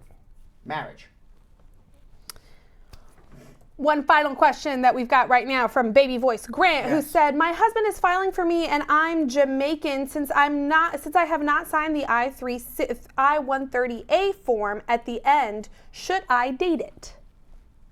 What? I don't know. My husband is filing for me. I'm in Jamaica. I have not signed the I-130A form. You only need the I-130A if you are in the United States of America. So if she's in Jamaica, she doesn't even need it. Don't need it. Haha. Awesome. Amazing. All right. With that said. Yes. With that said, Belgium Kim, are you familiar with the hit TV show Queen Sugar? Yes, I love it. Do you know that show? I love that show. Yeah, I do watch it. It's a great show. Yeah? What's it about? It is about a family that reunites in New Orleans. The one on the right, she was married to a rich basketball player. He cheated, and she came back to her half brothers and sister back in New Orleans, and basically they take over their father's farm. The father passes away, and they take over the farm, and it's like a whole new life. But it's a lot of drama and stuff that comes with that. And you know, it is created by Oprah Winfrey. It's on the and Ava DuVernay. And Ava, correct. Yes. And it's set, as you said, right outside of New Orleans. Mm-hmm. And in the last season, they introduced a Vietnamese-American family. Yes, I remember. Called the Fan family. Yes. And Elyse Dinh, who plays the mother of the Fan family, Mrs. Fan, and Vivien who plays the daughter Trin. and Trin is the love interest of Kofi Cerebo in the series. They joined us here on Brad-Show Live. That's amazing. Is That's that pretty awesome. amazing? Yeah. Pretty cool, pretty good get by our little show here. All right, let's watch these two stars of this blockbuster in action with me. Yeah. Queen Sugar is the hit television drama airing on the OWN network based on the book by Natalie Bazile. The series was created by the acclaimed executive producer Ava DuVernay and Oprah Winfrey. The show tells the modern-day story of the Bordelon family who inherit their late father's sugarcane farm in a small town just outside of New Orleans. In the series' third season, a Vietnamese-American family joined the show. The Phan family, Elyse Dinh, who plays the mother, Miss Phan, and Trin Phan, who is played by the actress Vivien, joins me today to discuss the show and their own personal immigration stories as Vietnamese-Americans. Welcome, Elyse and Vivien. Thank you for joining us today. I really appreciate it. Hello. Hi, how are you? So you guys are out in California now? Is that where you're joining us from? Yeah. Let's get right into this. Queen Sugar's executive producers, Oprah Winfrey and Ava DuVernay, who's this amazing director, and it's a huge hit in the third season. You guys now come on. Is this the biggest show that you guys have been on? I mean, Elyse has. For me personally, this is my first recurring arc. Right, so this is like, would be, I guess for you, would be considered your big break? Somewhat. It definitely changed a lot in my life. And Elyse, tell me a little bit about your career. I've been doing this for over 25 years. I guess the biggest profile thing I've done is people do recognize me from Spider-Man 2. I played the violinist in Spider-Man 2. I recognized her. She knew who I was, which was hilarious. Right, that's funny. I had my own trading card for that, by the way. I see. And I've been on ER, JAG, Boston Public throughout my career. This, though, was special because I really wanted to be on a women-run set. First of all, who doesn't want to be in business and work with and for Ava DuVernay and Oprah Winfrey, these powerful women? Ava and Oprah were very determined to make sure that all the directors were women. Are they on the set often? They weren't there when I shot this year because Ava is really busy with other projects. We started production for season 3 right before Wrinkle in Time was released, so she's very busy with that. Right, but we with got her to movie. meet her for our audition. She was in the audition room, so we got to meet her. And you've obviously been on sets that were obviously not all female driven. What has been the big difference, do you see, artistically, or how it's operated, how you're treated? I felt like there was a maternal energy on the set. I was really well taken care of. They asked my opinions about things. I had input on the set design, my costumes, my hair. I got a lot of input. They were like, well, what do you want to do? What do you think? And that was very unusual for me. Do you think it's just because of the personalities of Oprah and Ava, or do you really think it's a female thing? They have created a family, and you feel that right away. There's Right. a warmth when you step on. So they want everybody to be comfortable and well taken care of and happy while you're there. For those who may not have seen the show is set in Louisiana. Your characters arrive in season 3. Tell us a little bit about the background of this family, the Bordelon family that inherited the sugarcane farm, and how you fit into the storylines, your characters. It's based on a book by Natalie Bazile. This family, yes, they inherited the sugarcane farm from their father, and they're struggling to revitalize it because at the time they inherited it, it was not making any money. It was actually almost in ruins. So the siblings there are 3 of them.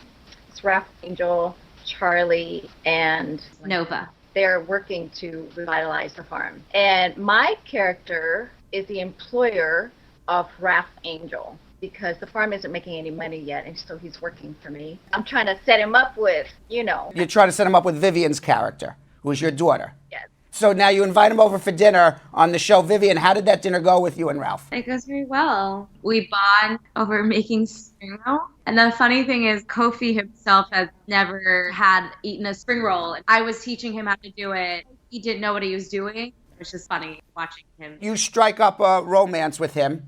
You guys are an interracial couple. He's black, you're Asian, Vietnamese. What's been the reaction? I assume it's been positive. Has there been any negative reaction to that you've seen or heard? I don't know if interracial is exactly no longer a big deal. Specifically, I think in terms of media and the depiction of interracial relationships that don't center whiteness. Right. There's always usually in the media, one of the persons is white. So that was exciting to do that. And I think for the most part, positively received. Does the show make a big deal about you being an interracial couple, or is it just matter of fact you're Asian, your love interest is black, and you're having a romance? I think the show celebrated the similarities in terms of our families, but also there wasn't a ton of time to really kind of examine the relationship because the show itself is such a big ensemble cast. Right. You don't even know what's happening until you get the script for the next episode. Is that correct? No, none of that. You both have Vietnamese roots. The fan family that you're playing in New Orleans,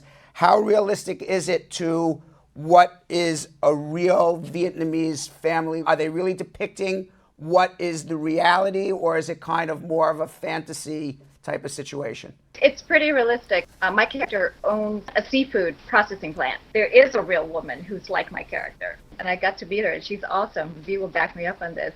Her name is Teresa, and we shot on location at her Teresa's hilarious. seafood plant. Yeah, she's great. So I was watching her. I'm like, ooh, she's tough. She does everything. She gets in there. She drives trucks. She's just very hands-on, and she's great. And also with the bookkeeping and all of that, I thought that was very realistic. You know, my sister was actually a volunteer many years ago after the BP spill. She went down there to help the local fishing community filling out paperwork because their livelihood was affected with all the BP spill.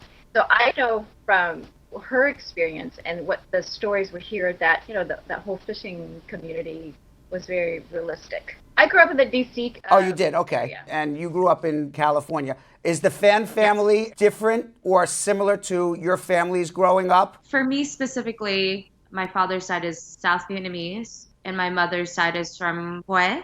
Both families are Buddhists, and I know that the families in New Orleans are predominantly North Vietnamese that moved down to South Vietnam when the country was divided. And I know that the majority of them are Catholic. So if you watch the show, they reference that. That was a major difference for me. I know, Vivien, you were born in the United States, but your family were refugees. And Elyse, you were an actual refugee from Vietnam. How old were you when you left Vietnam? I was 8. I went to school there. I got up to 2nd grade, and I remember our house. The memories are very indelible. They left an imprint. I remember the day that we left. I remember I had to beg my grandfather to come with me, and he wouldn't because he said, I'm an old man and I will take my chances here. I don't want to start over. What is the point of starting over in a new country, you know, when I'm in my 60s? I remember begging him and sobbing and having to say goodbye to him. I remember begging my mother to take our dogs with us and being told that that is not allowed. So I had to say goodbye. What happened to your grandfather? My grandfather died there, and I never got to see him again. And this was right during the height of the Vietnam War, before the fall of Saigon. What made your parents decide to leave, and how did they do it? Do you remember? My grandfather worked as a translator for the Defense Attaché's office.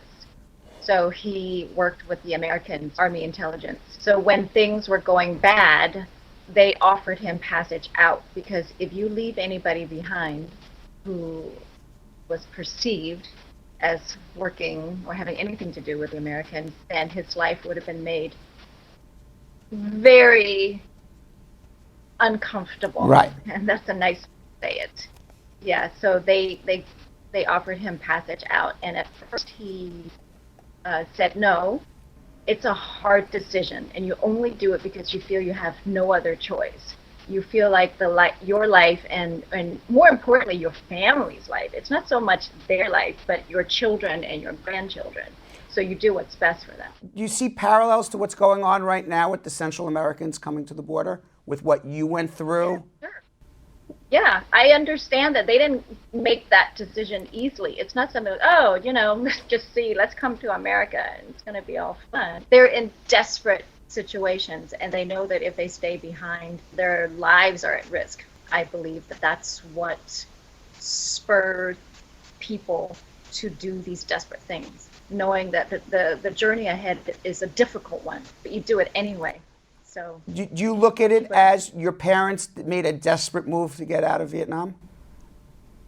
Absolutely. Refugees don't have a choice. Their lives are literally at stake if they remain where they are. Immigrants, there's a little bit more of a choice. You know, like, let's see what opportunities are in this other land and let's explore that. I think that's a really, really valid point you make, and nobody really talks about it when you read these news stories about what's going on at the border right now, because they're all kind of just piling everybody up as an immigrant trying to find a job.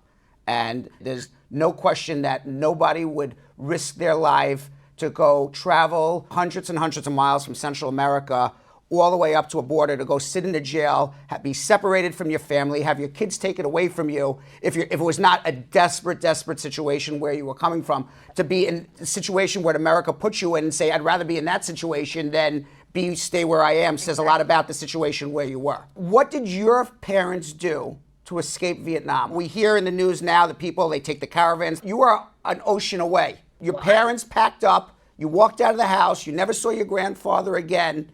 You go where? What do you do? My maternal grandmother, the one that I left behind, is my father's father. And he lived with us. So he was like the built-in babysitter. I was very close to him, all good, because he lived with us after my grandmother died. And he's the one who stayed behind. My mother's father is the one who worked as an interpreter. So he accepted the offer to get out. First, he turned it down. Right. But then my mother said, we need to go, because my father was a journalist and he was imprisoned because the government thought that he was somehow in a plot to overthrow the government. And there are also parallels there. The press must be the enemy. So my mother then went to my grandfather and asked him to help arrange for passage for all of us, because she's left with 6 kids and she did not want us to grow up in that environment. So then my grandfather went back to his employers and accepted and arranged for passage for not just him and my grandmother, but for my mother and all of his kids. So we did go out that way, but my father went by boat because he didn't escape until later. I see. But you got on a plane and came here as a refugee. We got on a cargo plane, and I remember we were thrown in there and just piles of bodies, people on top of people, and I remember I passed out. You eventually made it to Washington, D.C. Your father eventually was able to join here, so your family set up, your home in Washington, but when you came, you didn't speak any English, did you? No, I did not. So how did the kids treat you growing up? I won't say that it's the same for all kids. There were funny looks. I remember being pushed down the stairs. I was being called names, but luckily I was blissfully unaware of what those names meant. I sensed that they were unkind, but I just knew that I was lucky because my family, we were together, and that's luckier than a lot of people who lost family members along the way. They got separated. They don't know where their, husbands, their children are.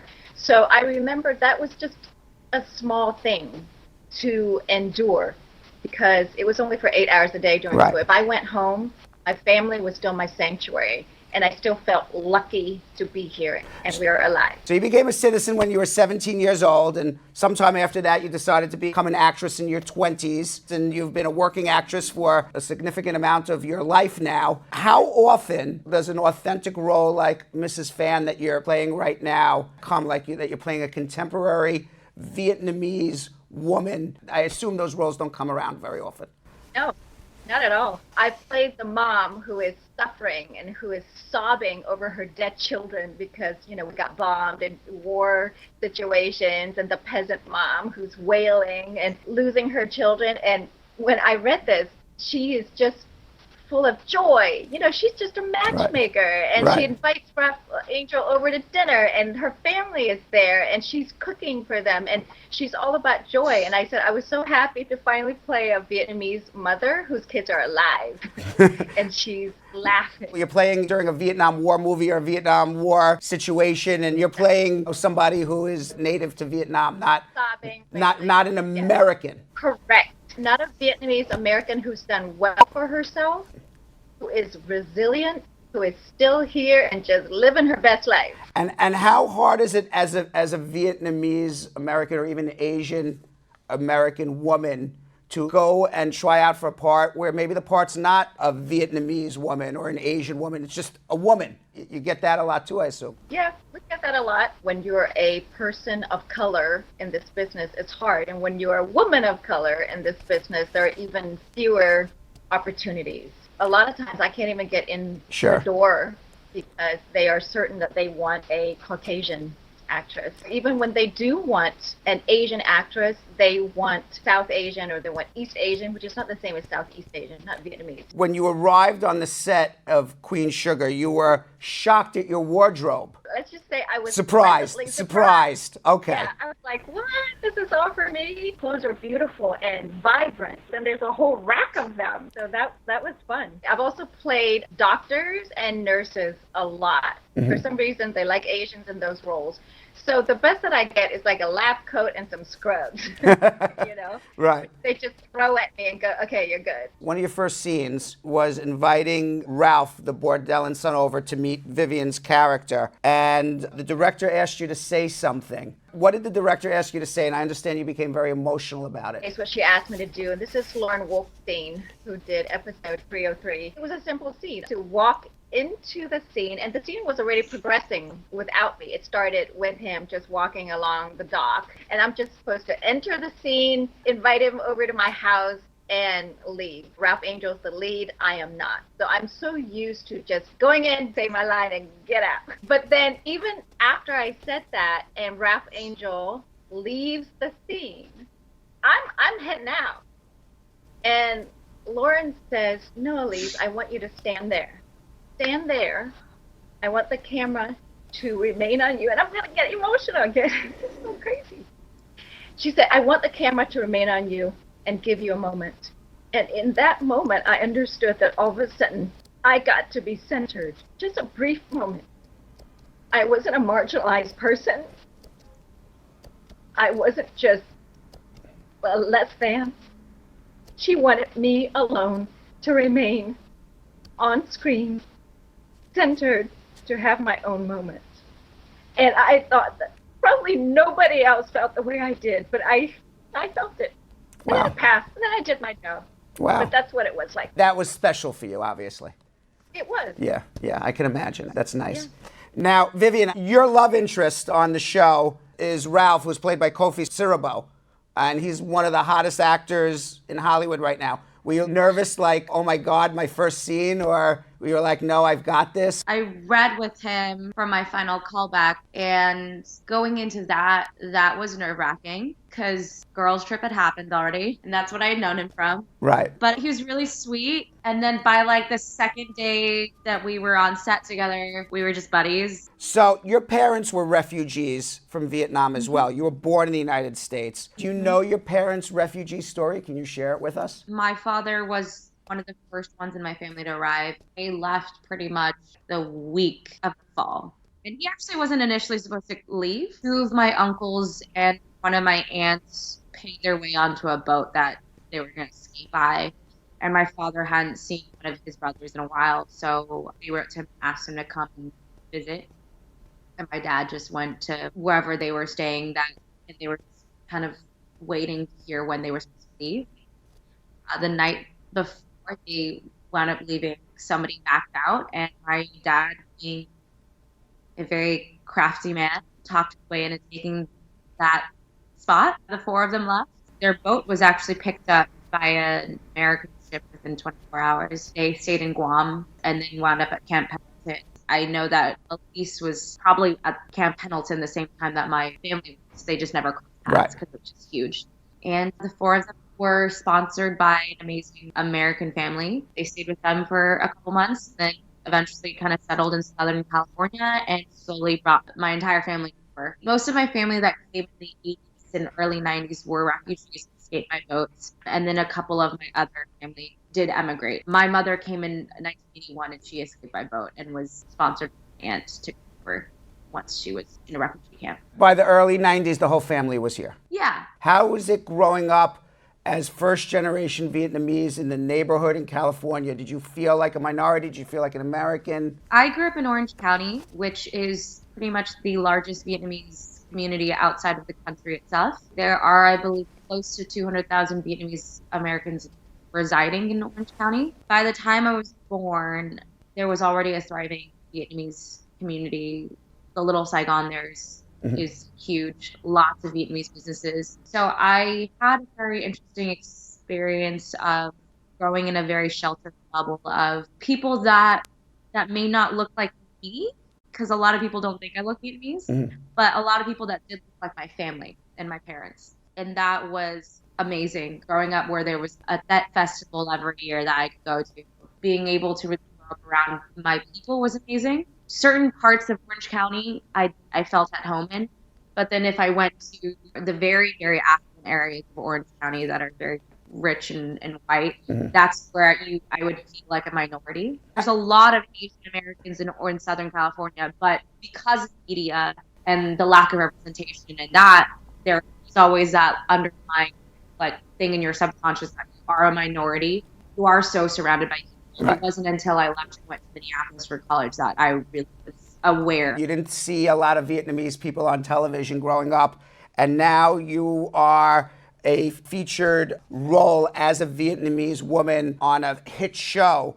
It's pretty unique. You don't see that very often, do you? Yes and no. Oh, really? I think this year has been a big change for a lot of Vietnamese-American. Kelly Marie Tran in Star Wars is Vietnamese. Hong Cho was in Downsizing and nominated for a few awards. Lana Condor was in the Netflix teen rom-com To All the Boys I've Ever Loved. Before this year, there was I didn't really know of any Vietnamese Americans in media. Why do you think it happened? Just happenstance, or you think tastes are changing, producers are opening up roles to minorities that maybe years ago they wouldn't? I think it's different layers, and maybe Elyse can chime in on this, but I think the push for diversity and stories we haven't seen before, faces we haven't seen before.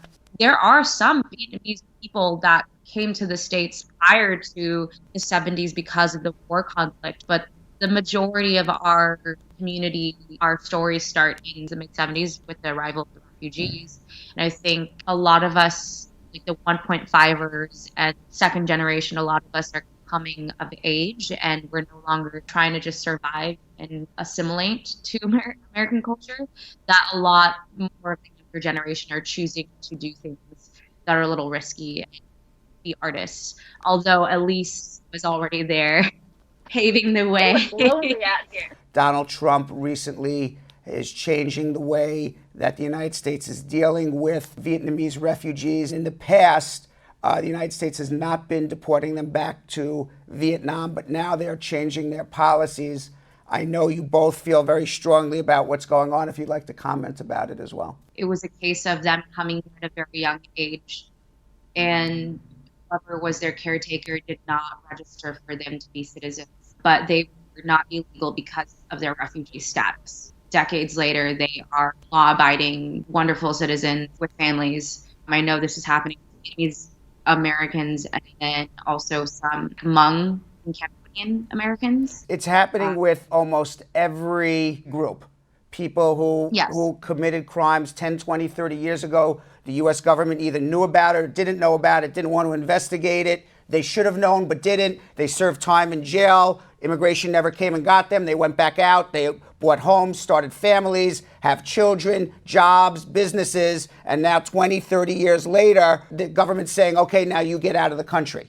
And it's a terrible, terrible thing. And especially with Vietnam, the reason why a lot of times people didn't get deported is because there was no relationship between the United States and Vietnam for obviously a very long period of time. So Vietnam was not accepting back anybody. So the United States allowed people to live here, and they lived here peacefully, and they lived here for 10, 20, 30 years. And now nobody was even thinking of sending them back until Donald Trump decided, I'm just going to start uprooting people that are causing no problems but are actually benefiting the United States of America. It's a terrible thing. Do you feel that you each have achieved your dreams here in America? What would you like to see America look like? I feel that I am in the pursuit of the American dream. Have I achieved it? There's always more to do, but I wanted the freedom to pursue whatever it is that I want to pursue. And I did that because I'm an artist, even when it was very, very hard and unconventional to do so. But I thought,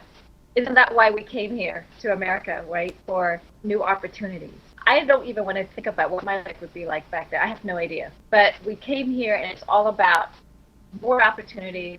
So I took it. I got a college degree And then I decided I wanted to pursue acting, and I have the freedom to do so. So that, in a way, is living the American dream. I have no regrets, no doubts about that. I wish that for everyone, to know that even when your life is not perfect, that you are still in exactly the right place, doing what you're meant to do, and you're fulfilled by it.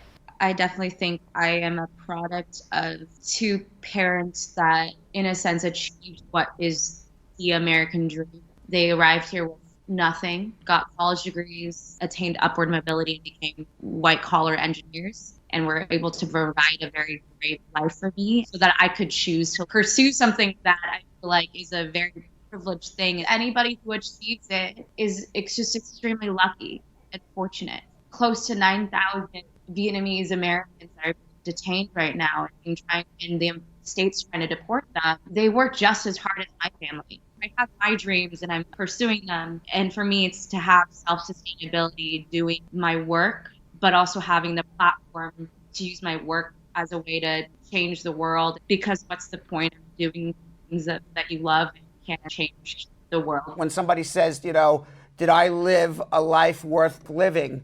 And you look back at the end of your life and you say, and both of you obviously have long lives to live as well as I do, but you look back and you say, did I make the world a better place after all is said and done than when I started? And if the answer is yes, then you achieved something. Someone said this to me a long time ago because I was struggling with staying on this path. Mm-hmm. This person said that what you're doing is actually brave. And I remember saying, I don't feel brave. And this person said, no, you're brave. Everybody else just sits in the dark when they're watching a movie or they're watching a play, but you're getting up there in the light and you're showing us what the human condition is. And we're doing it. And hopefully by that, we are making some kind of difference, affecting change, even if it's nothing but showing some Vietnamese children sitting at home looking at us and going, I see people who look like me on TV. It's making a difference. I agree. When is Queen Sugar on?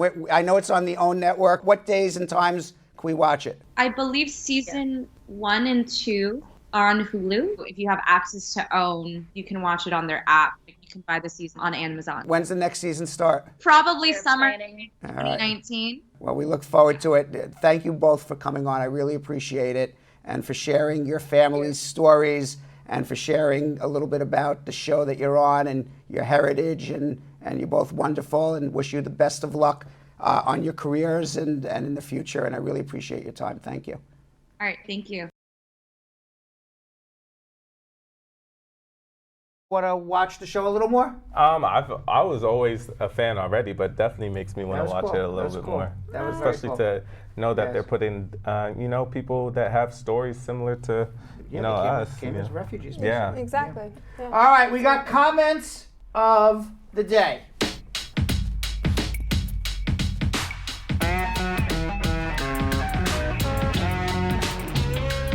All right, for our first comment, we got Abigail Taylor Watson. Woo! Been missing y'all so much, Brad, Bernstein, and Belgium Kim, and Yo-Yo. Oh, well, we've been missing you too. We miss you too, family. Yeah. Oh, God, wow. There's the comments. There it is. There's the comments. There it is. All right. Belgium Kim, what do you got? Elsa really I'm so sorry. Yes, Elsa. That's my bad. Elsa. I got you. Yes. Elsa said, Muhammad, drink some water, take a deep breath, and make an appointment to see Zaddy Brad. There you go. Yeah. I like that. That's some good advice there, Elsa. Yeah. Right? Very good advice. All right, Muhammad has one. He has a response to Elsa. This is Muhammad's response to Elsa. Drum roll, please. Drum roll. This is pretty good. I like this. I'm here thanking God who have all these beautiful people, brothers and sisters who's feeling what I feel every day and every night. Thank you, my beautiful people. Very nice. It was very nice. Really beautiful. Yes. All right, what do you got, Belgium Kim? From who? I've got one from Carol Anderson. I'm sorry. Drum roll, please. Carol, the Top Cat Tigers 2 Anderson said, I love this part. The stories are so amazing. Aww. Yes. There we go. We finally got it there. All right. And Jonathan, any more? We do. We have one from Cordella Douglas. This is pretty awesome. She says, Brad, you always have some wonderful stories. I love this show. Very Woo! nice. Yes. All right. Amazing. So that was a good start to our long extended show time now. I agree. Right. We are almost 7:45. Right. We're going to be live all this week, all next week, all the following week. So hopefully there are no more interruptions to our show schedule, and you'll be seeing us for at least the next several weeks, consistently Monday through Friday. And we will see you all tomorrow, consistently on Hump Day. Whoa. It's Hump Day It's Hump tomorrow. Day. See you then. So Sam, as part of the production, we have to say this disclaimer at the end of the show. Do you mind reading it for me? Okay, but you know, Brad, I have to do everything around here. It's bad enough I've got to remember everything that happened on the episode from the previous day. Forget it. I'll do it. The proceeding was information only and not specific legal advice. Consult an attorney about your individual situation. Prior successful results do not guarantee a similar outcome in the future. To make an appointment with the Spar and Bernstein law firm located at 225 Broadway in New York City, call 1-800-529-5465. That's 1-800-529-5465. Easy to remember, 1-800-LAW-LINK. That's 1-800-LAWLINK.